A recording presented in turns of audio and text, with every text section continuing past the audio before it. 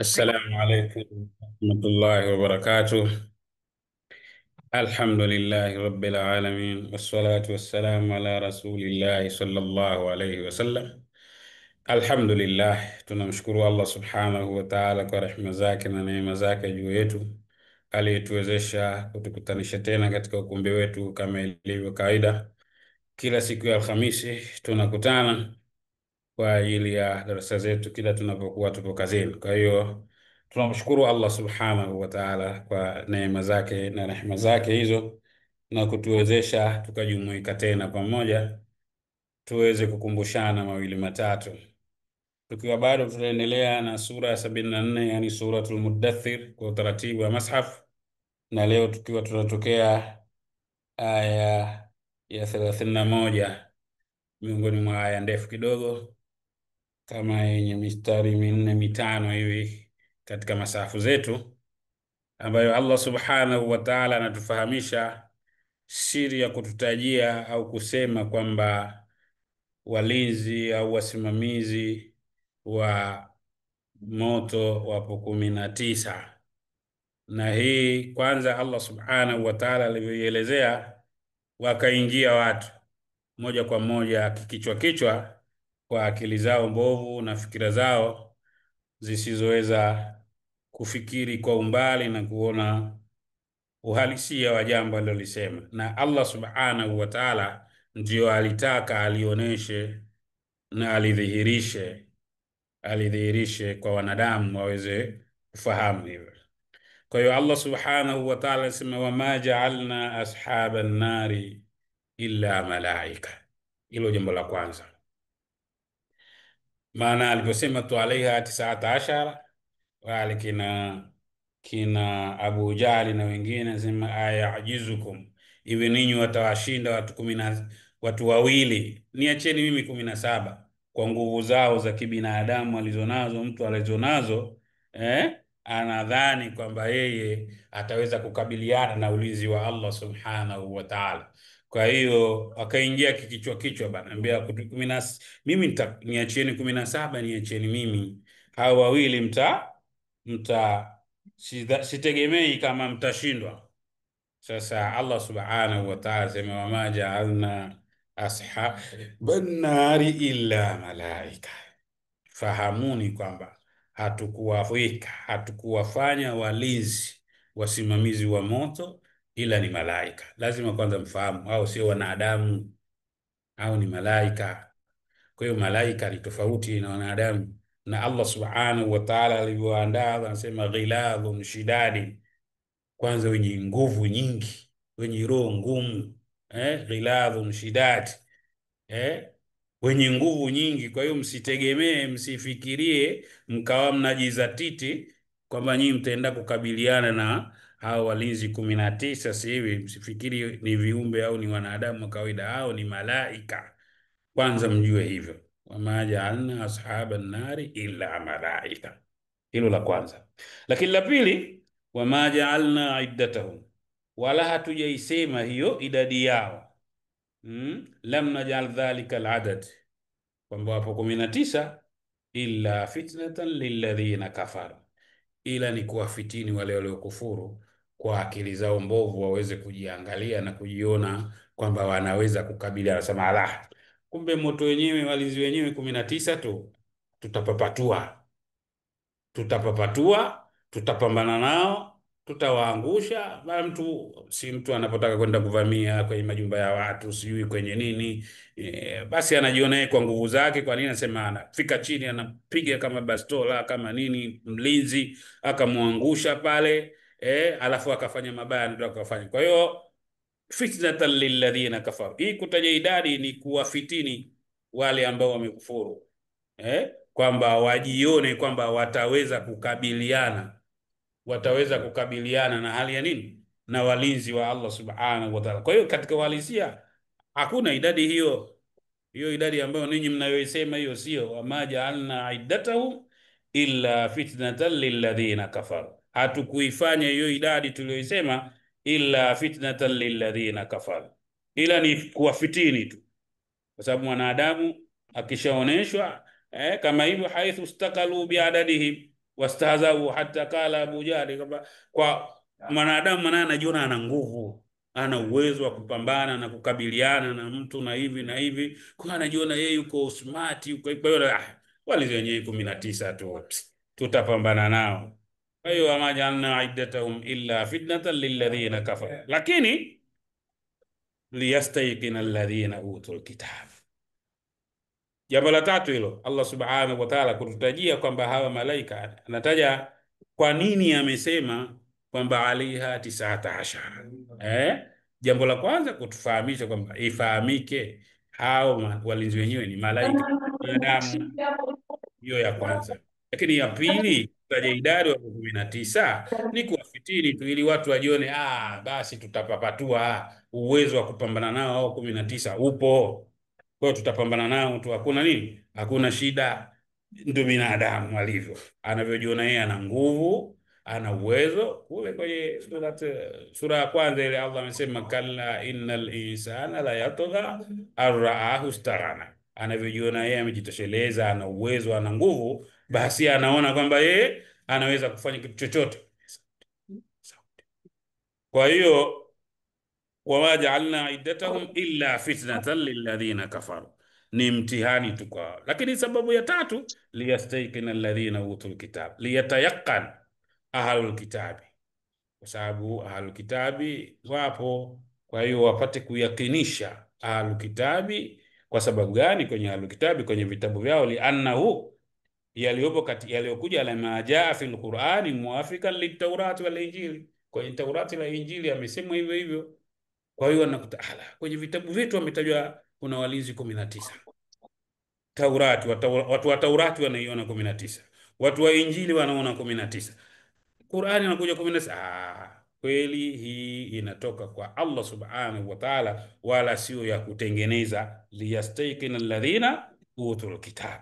Kwa hiyo hiyo ni jambo lingine ambalo Allah subhanahu wa ta'ala ameliweka.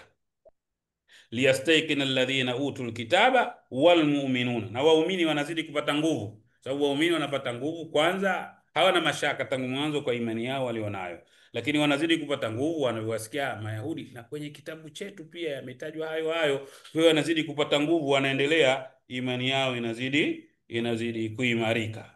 Kwa hiyo wal mu'minuna, waumini nao wanazidi kupata nguvu kwa namna moja ama nyingine. Wala yartaba alladhina utul kitab, na pia Allah subhanahu wa ta'ala anaonyesha wayazdada alladhina amanu imana, na kuwazidishia. Kutaja hivi idadi waumini inazidi kwao kuongezeka imani. Yazdada almu'minuna tasdiqan lillahi wa rasulihi min sidqi akhbari nabihim sallallahu alayhi wasallam, inazidi imani kwa waumini, kwa sababu kama tulivyozungumza, ahlul kitabi Mayahudi wasema haya hapo kwenye kitabu chetu, Manaswara nao wanasema kwenye Injili ipo kwenye kitabu chetu. Kwa hiyo imani ya waumini inazidi kuongezeka. Wayazdada alladhina amanu imana wala yartaba alladhina utul kitaba, na hawapati shaka, hawawi na mashaka alladhina utul kitaba, wale waliopewa kitabu. Kwa nini wasiwe na mashaka, wasipate shaka? Kwa sababu tayari haya yanayoelezwa kwenye vitabu vyao yapo. Kwa hiyo maadamu kwenye vitabu vyao yapo, hawawezi kuwa na mashaka yoyote. Hawawezi kuwa na mashaka yoyote, kwa sababu wanayaona kwenye vitabu vyao, haya yapo, yanaelezwa. Kwa hiyo wala yartaba alladhina utul kitaba wal mu'minuna, kama vile ambavyo hawatakuwa na mashaka yoyote waumini kuwa na wasiwasi wowote. Bana, imani mtu anaweza ukawa nayo, lakini zinakuwa nyingi, zinakuja. Sasa Allah subhanahu wa ta'ala anaonyesha yaqini na imani ya hali ya juu waliokuwa nayo waumini wakati Mtume sallallahu alaihi wasallam anayafafanua haya. Waumini hawana mashaka juu ya kwamba ulinzi wa moto unasimamiwa na walinzi 19, tena kwa mujibu alivyoeleza mwenyewe Allah subhanahu wa ta'ala. Na Allah angeeleza hata kama walinzi wenyewe ni wanadamu, basi lazima wangekuwa na sifa tofauti ili waweze kuhimili hali ya namna ile. Kwa hiyo wala yartaba alladhina utul kitaba wal mu'minun waliyakula. Lakini pia hii idadi hii kutajwa kwamba 19 sijui na hivi, ili wapate kusema alladhina fi qulubihim marad, ambao katika nyoyo zao kuna ugonjwa wa shaka. imani bado haijaingia. Qulubihim marad, bimaana wanafik. Liyaqula alladhina fi qulubihim marad, ili wapate kusema alladhina fi qulubihim marad, ambao katika nyoyo zao kuna ugonjwa wa shaka. Ugonjwa wa shaka ikitajwa kwenye Qur'ani bimaana ni unafik. Fi qulubi, hawana yaqini. Kwa hiyo pengine anajidhihirisha yeye ni Muislamu akija kwa waumini, lakini akirudi wa idha khala ila shayatinihim qalu inna ma'akum innama nahnu mustahzi'un. Kwa hiyo ala kulli hali, waliyakula alladhina fi qulubihim maradhun wal kafiruna, na makafiri kwa sababu kwanza makafiri ndo hawaamini, wale wenye mashaka ndio hivyo wanafiki, imani haijaingia katika nyoyo zao, wapate kusema madha arada Allahu bihadha, mfano huu Allah kakusudia nini? Kwa lengo la kuwakatisha watu tamaa. Maana yake mtu anakuwa kwani kakisema nini? Mfano huu unahusu nini? Una faida gani? Inatusaidia nini? Yeye haamini, lakini pia ni kuwakatisha tamaa wengine wasiendelee kuamini au kusikiliza yale ambayo. Sasa mfano huu unatusaidia nini? Au malaika sijui 19 sijui nini na nini, itatusaidia nini?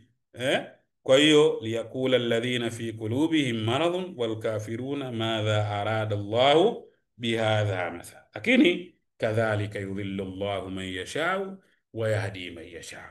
Namna hii Allah subhanahu kupitia mifano, kadhalika namna hii kupitia njia ya mifano na miongozo na maelekezo, ndio wanapatikana watu wakaongoka kwa taufiki yake Allah subhanahu wa ta'ala, na wakapatikana wengine wakapotea kwa uadilifu wake Allah subhanahu wa ta'ala. Yudhillu man yashau wa yahdi man yashau biadlihi, yeye mwenyewe Allah subhanahu wa ta'ala akajalia akapatikana watu wakapotoka. Mifano kama hiyo inatolewa, badala ya kuutumia mfano umweke mtu sawa umrekebishe, badala yake ukamtoa katika mstari. Lakini pia wanapatikana watu kwa mifano hii anayoitwa Allah subhanahu wa ta'ala, yahdi, wakaongozeka, wakafundishika, wakaona kwa maelekezo yako wazi kabisa, yanaeleweka kabisa. Kwa hali hiyo zada hidayatu, muongozo wake ule, ile mifano inawazidishia kwa wao. Kwa hiyo kadhalika yudhillu Allahu man yashau wa yahdi man yashau, na ifahamike wama ya'lamu junuda rabbika, hakuna anayejua idadi ya jeshi la Mola wako, askari wa Mola wako, ila mwenyewe tu Allah subhanahu wa ta'ala. Kwa sababu Allah ana jeshi jingi. Katika vita ya Ahzab kule, Allah subhanahu wa ta'ala suratul Ahzab kule anasema tulivyowapeleka sisi, idh arsalna ilayhim rihan wa junudan lam tarawha, tuliwapelekea upepo, lakini na askari wengine nyinyi upepo tu nyinyi ndio mliuona, labda unavuma na hivi. Maana Allah ana askari nyingi, Allah ana askari wengi bana.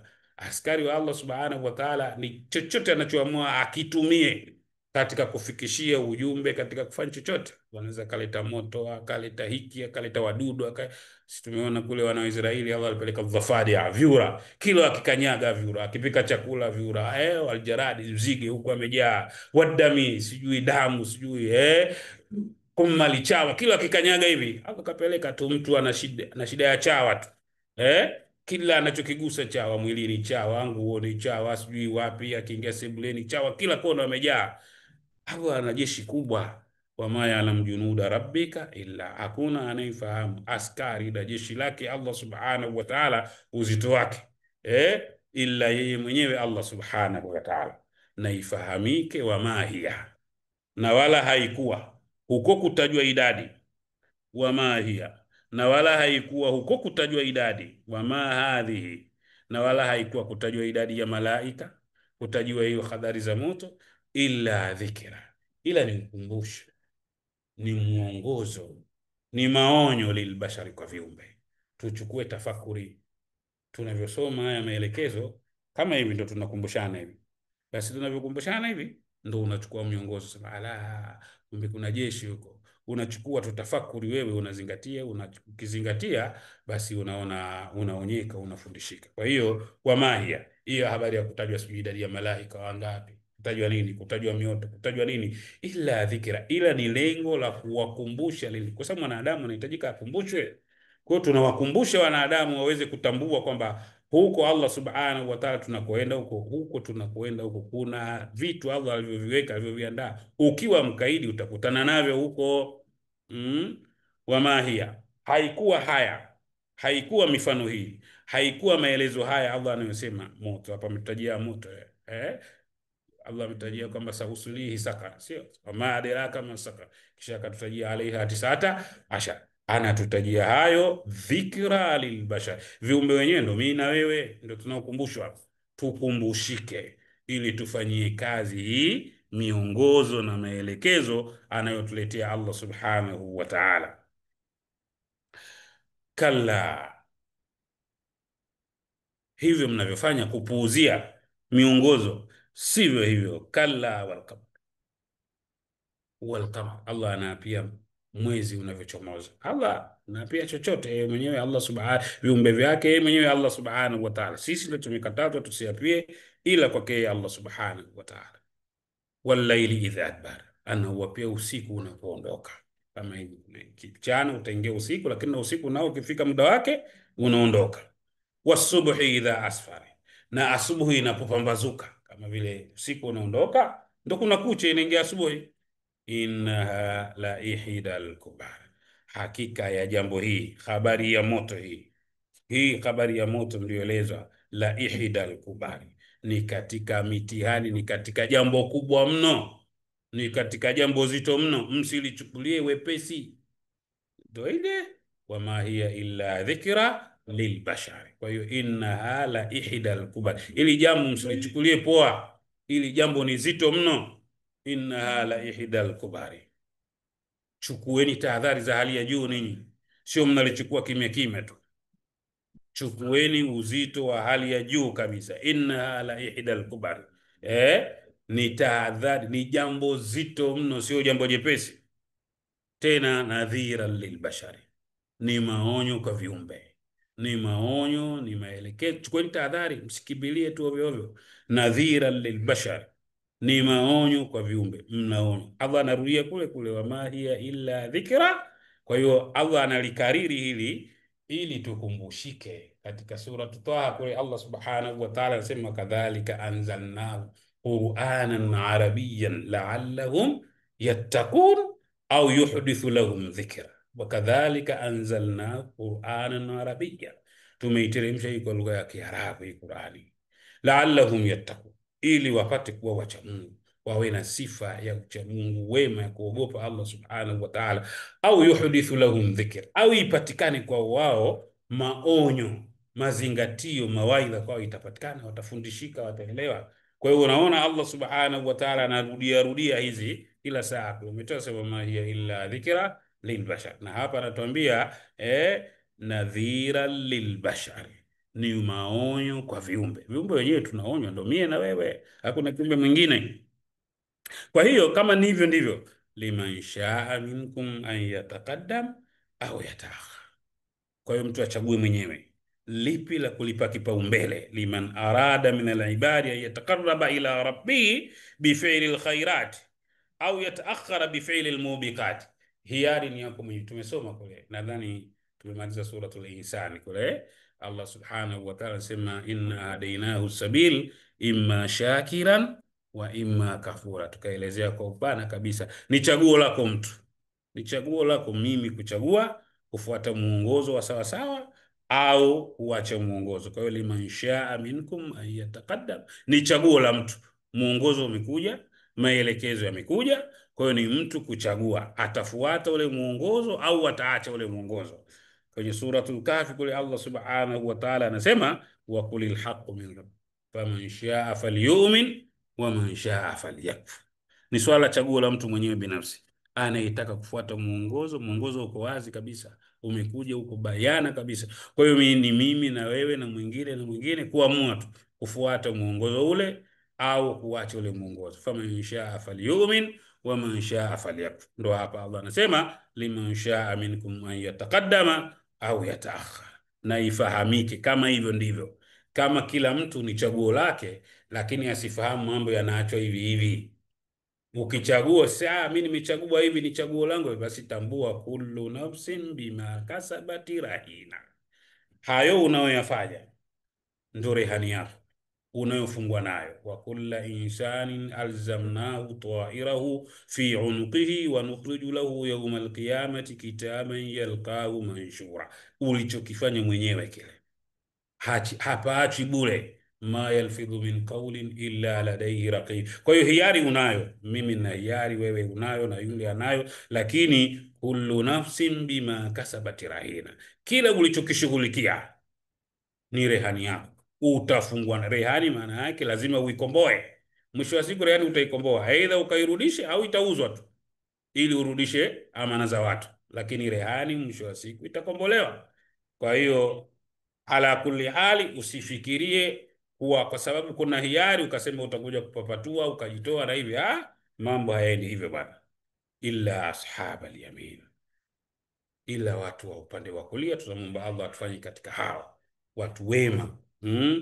Wao watu wema watakapokuwa fi jannati, watakuwa katika pepo, yatasaaluna, wanaulizana, wanazungumza. Maana itafika wakati watu wanazungumza, watu wanakaa, inni kana li qarin, mimi nilikuwa na rafiki yangu katika surati Safat, kwa Allah subhanahu wa ta'ala sema, tafikana mtu atasema inna kana li qarin, bwana mimi nilikuwa na rafiki yangu mwenzangu mno, tena alikuwa hayakubali, hebu tumtafute, yuko wapi? Sema fatala, watamtafuta, faraahu fi sawa'il jahim, watamuona yuko katikati ya moto. Tallahi in kitta latuddini, wallahi yule bwana alikaribia kunivuruga, ningalishikana naye yule ningetoka, ningalipotoka kabisa, lakini alitaka bana. Watu wanapotoka kabisa kwa sababu ya makundi, kama kule kwenye suratul Furqan kule Allah anaposema ya laitani ittakhadtu ma'ar rasuli sabila ya wailata laitani lam attakhidh fulanan khalila laqad adallani an dhikri ba'da idh ja'ani kana ash-shaytanu lil-insani, kalipoteza tu yule mimi bwana, yule ndo alionivuruga. Kama kwenye suratu al-Ahzab Allah anasema qalu inna ata'na sadatana wa kubara'ana fa adalluna sabila, tumewatii waheshimiwa wetu bwana, mabwana wakubwa wetu, viongozi wetu, ndio tuliowasikiliza bwana, hao ndio waliotupoteza. Sasa watu watakaa, watu wa peponi watakaa, itafika wakati wanazungumza, wanaulizana, na wanazungumza na watu wa motoni, sababu watu wa motoni, watu wa peponi watakuwa wanaonana. Kwa hiyo anil mujrimina ma salakakum fi sakari, kitu gani ninyi kimewafanya muingie kwenye moto? Muongozo si umekuja, maelekezo si imekuja, inadhira lilbashar wama hiya illa dhikra lilbashar kadhalika anzalnahu qur'anan arabiyya liyadhakkaru bihi ulul albab, na kadhalika aya kadha nyingi. Imekuwaje ninyi mmefika huko kubaya? Qalu lam nakum minal musallin, bali wanatoa majibu yaliyowafikisha. Kwa hiyo mimi na wewe tuangalie majibu haya yaliyowafikisha watu mabaya, tusije tukaingia katika mtego huo. Jambo la kwanza nasema lam nakum minal musallin. Kitu cha kwanza kilichotufikisha hapa sisi, hatukuwa wenye kuswali, tulikuwa tunawadharau. Nyinyi mnaenda kuswali, mnaenda hivi, unaona hivi ibada ya swala.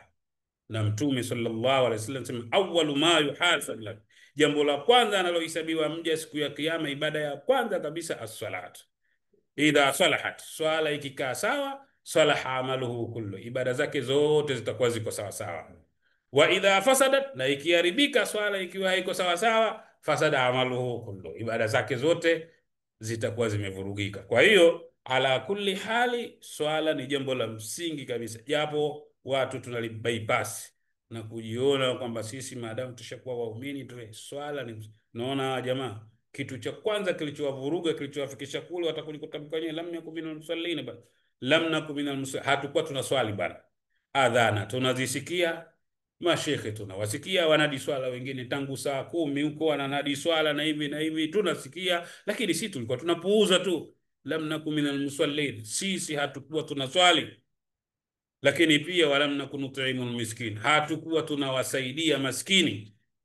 Walam nakun nut'imul miskin, tunawasikia watu wana shida, watu wana njaa, watu wana hivi, tunapuuzia. Kule Allah subhanahu wa ta'ala wala yahuddu ala ta'amil miskin, hawahimizi wao wenyewe watoi, wala kuhimiza kuwasaidia maskini. Hapa tunakuja kusikitika, hizi ibada ndogo ndogo tu hizi kuwasaidia watu wasiojiweza ni jambo la msingi kabisa. Tusaidiane tu, una uwezo kwa kadiri ya mtu ya nafasi yake. Lakini pia baya zaidi, wa kunna nakhudhu ma'al khaidin, tulikuwa sisi tunaogelea katika uovu na wenye kuogelea, tumezama katika maovu. Wa kunna nakhudhu ma'al khaidin, kunna natahaddathu bil batil ma'al riwaya wad dalalati wa naqau ma'hum fi ma la nabghi min al abatil. Mtume sallallahu alaihi wasallam anatwambia kule min husni islami almar'i tarkuhu ma la yani. Wapo watu wanazama vijiweni, maskani, maofisini, makazini, majumbani, katika maneno ya mtu. Anaangalia maneno yake. Tujitathmini maneno tunaongea tangu asubuhi mpaka jioni tunaenda kulala. Umeongea la maana lipi ulilozungumza? Mtume swalla Allahu alayhi angalizo kwamba muumini anatakiwa awe aseme ya kheri, man kana yu'minu billahi falyakul khaira au liyasmut, anyamaze au aseme lenye manufaa au na anyamaze. Ya ayyuhalladhina amanu taqullaha wa qulu qawlan sadida. Kwa hiyo swala zima la kujikuta mtu unaropoka ropoka tu, unaongea ongea maneno ya ovyo bila kuzingatia, bila kutafakari, ni swala baya mno ambalo mtu unaweza ukajikuta unaingia katika majanga makubwa kabisa. Na pia Mtume sallallahu alaihi wasallam amezungumza kwamba mtu anaweza kusema maneno la yubali, bila kujali lile neno litamfikisha wapi, kumbe lile neno ni zito kabisa. Allah anasema wathasabunahu hayyinan wa huwa inda Allah, nyinyi mnayadhania ya mambo ni mepesi mepesi tu, lakini mbele ya Allah ni mambo mazito. Lazima watu wachunge maneno wanayoongea. Na wewe angalia tu katika hali ya kawaida tu, unaweza ukaliongea neno dogo tu, wewe hapo ukaliona dogo tu, lakini likishatoka namna linavyopokewa, kila mtu analipokea kwa uzito wake. Jambo litakwenda hivi, watu wanaweza ukasababisha watu wakauana, ukasababisha watu wakapigana, ukasababisha watu wakagombana, ukasababisha watu wasielewani, wasifanye hivi kwa sababu ya neno lako wewe dogo tulolisema. Unatakiwa lazima utafakari unapoongea, unapozungumza, unapochangia hoja, unaposhiriki katika jambo, lazima uchangie na uongee neno lenye busara na lenye faida, litakalokupa faida wewe na wale watakaosikiliza. Sio unaongea tu kufurahisha baraza. Na kuna mtu mwingine sema unafurahisha baraza bada. Kwa hiyo wakunna nakhudhu ma'al khaidhin, lakini wakunna nukadhibu biyaumiddin, tulikuwa tunakadhibisha siku ya kiyama, hatuamini. Na ndio maana tukawa katika sura ya namna hiyo, hata atana al-yaqin, mpaka umauti ukatufika. Hii ndio hali ya watu wabaya watakuwa wanayazungumza. Basi Allah anasema watu wenye sifa hiyo tunamuomba Allah atunusuru, wala si tusiwe katika kundi hilo. Allah anasema fama tanfa'uhum shafa'atu shafi'in, haitowasaidia maombezi ya wenye kuombea. Wataombea mitume, wataombea watu wema, wataombea wacha Mungu, wataombea mawalii, waumini wataombea, watu wataombewa, lakini kundi hili halitopata msaada huo, kwa sababu msaada shufaa mpaka idhinishwe na Allah subhanahu wa ta'ala. Kwa hiyo kundi hili la watu wenye sifa hizi ni kundi bovu, ni kundi ambalo watu wanatakiwa tujiweke mbali. Na ndio maana wama hiya illa dhikra lilbashari, ni ukumbusho. Mimi na wewe ndio tunakumbushwa aya hizi habari. Kama tunazo sifa za kuropoka ropoka, kujichanganya na kaingia kwenye makundi yao na kuongea ongea yasio na maana faida, tuchukue hatua, yasije akatukuta haya, asije akasema mtu mimi sikuwa najua, sikuwa na hivi na hivi. Kwa hiyo fama lahum ani tadhkirati muridin, Allah anauliza imekuwaje wao juu ya haya maonyo, hawa mushirikina, hawa watu, kwa nini wanapuuzia hali ya kuwa hii dhikra nadhiran lilbashari ni maonyo, ni mwongozo na maelekezo kwa viumbe? Imekuwaje? Fama lahum, wana nini wao ani tadhkirati? Na hii miongozo ndio tunaulizwa mimi na wewe na yeyote mwingine, kwani tunapuuza? Tunaelekezwa hiki na hiki, hiki kinafaa, hiki kinafaa, hiki hakifai. Kwa nini tunapuuza? Fama lahum ani tadhkirati murid, kwani tunapuuzia miongozo hii na maelekezo haya? Kaannahum humurun mustamfira, kama vile punda mwenye kwenda mbio, farratin min kaswara, anakimbia kusikia sauti ya simba. Maana kaswara ni simba, maana punda akisikia sauti ya simba huko, maana kwa mujibu wa Allah alivyojalia wanyama wanaishi porini na wanyama wapo wanaokula wanyama wenzao. Punda ni kitoweo kwa simba. Sasa punda kasikia mlio wa simba huko, hageuki nyuma. Allah anatoa mfano namna gani watu wanavyokimbia miongozo na maelekezo na mawaidha haya anayotupa, haya nadhira lilbashari, wama hiya illa dhikra lilbashari. Tunateremshia hii Qur'ani ili iwe muongozo kwenu ninyi. Watu wanavyokengeuka, anasema wana nini? Wanakengeuka hii miongozo kama vile punda anayekimbia. Ndio tunaulizwa hivyo, tunaulizwa ndio mimi na wewe tushike hii miongozo, tufanyie kazi. Bali yuridu kullu mri'in minhum an yuta sawfa min ash-shahr, bali kila mtu anataka apewe kitabu cha asome yeye mwenyewe, na hivi utaratibu haupo. Muongozo wa Allah hautolewi katika sura ya namna hiyo. Wahai anateremsha Allah subhanahu wa ta'ala, yeye anajua wapi wa kuteremsha wahai wake, wapi pa kupeleka wahai wake. Sio kila mtu ajichagulie, mimi nipelekwe hivi. Kalla bal la yakhafuna al-akhirah, kweli wa mambo wao hawaogopi maisha ya akhera, hawachukui hatua, ndio maana wanadharau. Sasa siku atakapokuja kustuka kule, ndio itakuwa balaa. Kalla innahu tadhkira, anahimiza, anarudia tena hapa, hii Qur'ani ni tadhkira, muongozo, mawaidha, maonyo, fanyieni kazi. Tunaoambiwa ndo mie na wewe tufanyie kazi. Sasa faman shaa dhakara, kule kule ni swala la mtu kuchagua mwenyewe. Inna hadhinahu sabil imma shakiran wa imma kafura. Mtu asiyetaka kufuata, wewe bwana mtume wangu Muhammad, nimekutuma tu usipate shida. Faman shaa, anaitaka anafundishika, wanaelewa, wanajua. Kwa hiyo ni chaguo la mtu mwenyewe. Wama yadhkuruna illa an yasha Allahu huwa ahlu taqwa wa ahlu lmaghfira. Yeye Allah subhanahu wa wama yadhkuruna wama yattaidhuna bihi, hawawezi wao kukumbushika, hawawezi kufundishika illa bihidayatillah. Ndio maana tunamuomba Allah mara 17 kwa siku, tunasoma atasema ihdina sirata almustaqim. Lazima tumuombe muongozo wa Allah subhanahu wa ta'ala. Kwa hiyo tunamuomba Allah muongozo, atuongozee, atuwafikishe ili tuweze kupata sawa sawa. Kwa hiyo hawezi kupata taufiki, hawezi ku Mtume SAW aliwaambia masahaba wake, akasema hakuna mtu yote atakayenusurika kwa matendo yangu. Wala anta, sema wala ana illa an yaghmadani rahmatan min Allah, illa Allah anifunike rehema zake. Kwa hiyo kuongoka, kunusurika ni kwa taufiki yake Allah. Kwa hiyo tunapaswa tumwombe Allah taufiki, atuwafikishe tuweze kusimama salama. Innahu tadhkira, kwa hii Qur'ani kwa ni mwongozo, akapatikana mtu akaongozeka, akafundishika, akafanyia kazi, ni kwa taufiki yake Allah. Kwa hiyo tunatakiwa tumuombe Allah atuwafikishe ili tuweze kuwa watu wema. Huwa yeye Allah ahlu taqwa, ndiye wa kuogopwa, anastahiki aogopwe, ayutaka adhabahu wa yutaa, au ziogopwe adhabu zake na kutiiwa na kusikiliza. Wa ahlul maghfira, na yeye Allah ndiye wa kuombwa msamaha. Ukikosea jambo lolote, mwelekee Allah subhanahu wa ta'ala. Mashaikh wanatuelezea kanuni za istighfari, za toba na hivi. Ala kulli hali, kwa uwezo wake na kwa taufiki yake Allah subhanahu wa ta'ala, tumeweza kuhitimisha suratul Mudaththir leo hii. Alhamdulillah, tunamwomba Allah subhanahu wa ta'ala ajalie katika mizani ya matendo yetu mema.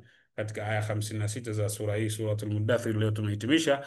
Atujalie uwezo wa kufahamu na tufundishike, tufanyie kazi na tuelewe. Maana kufahamu ni jambo lingine na kufanyia kazi ni jambo lingine. Kwa hiyo tunamwomba Allah tuwafikishe na tuongoze.